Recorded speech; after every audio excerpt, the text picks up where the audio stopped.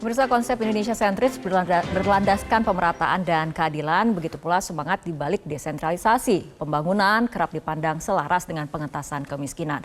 Namun yang kerap terjadi, masyarakat bawah akhirnya termarginalisasi. Nah, ini bagaimana tanggapannya? Saya mulai dari Pak Jahen terlebih dahulu. Iya, jadi kita memang berharap semua daerah itu daerah yang layak ya. Jadi nggak ada ketimpangan antara satu daerah dengan yang lainnya.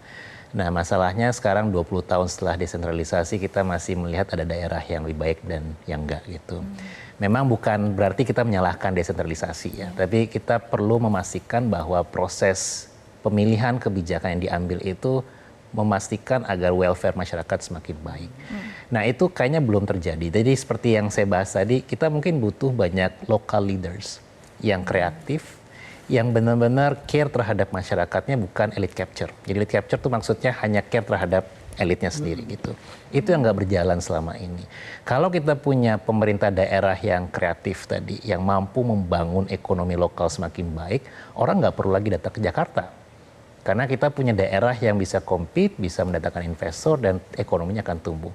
Kita coba contoh kampungnya Pak Jo di Sumatera Barat. Itu kan salah satu daerah yang mungkin belum terlalu baik pertumbuhan ekonominya karena memang belum ada inovasi. Terus kalau kita lihat ke daerah yang lain juga kebanyakan pemerintah daerah itu rely terhadap transfer dari pusat gitu. Sehingga ini yang perlu kita perhatikan agar nanti orang nggak perlu datang ke Jakarta untuk bisa nyaman. Atau contoh misalnya kita baru dengar isu hilirisasi ya. Ada banyak hilirisasi di Halmahera Tenggara dan sebagainya. Itu duitnya nggak dikonsum di sana. Duitnya dikonsum di Jakarta. Karena pilihannya nggak ada di situ.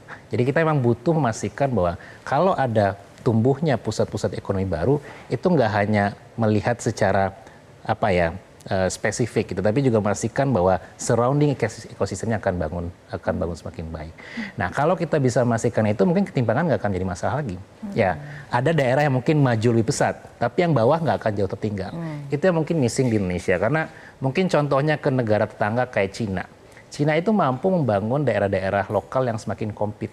Ya, dia bangun yang namanya yardstick competition. Daerah yang satu itu dipaksa untuk compete dengan daerah lainnya. Ya, itu yang membuat mereka nanti bisa jadi political leader di tingkat pusat. Karena memang mayor, wali kota dan sebagainya itu akan dipaksa untuk perform better. Dan itulah kenapa kita butuh tadi local leaders yang baik, policy making yang care terhadap daerah. Dan memang nggak semua itu bisa ditentukan oleh Jakarta. Ya, jadi karena kebutuhan daerah itu pasti masyarakat lokal yang akan paham ketimbang yang di pusat. Gitu. Jelajahi cara baru mendapatkan informasi. Download Metro TV Extend sekarang.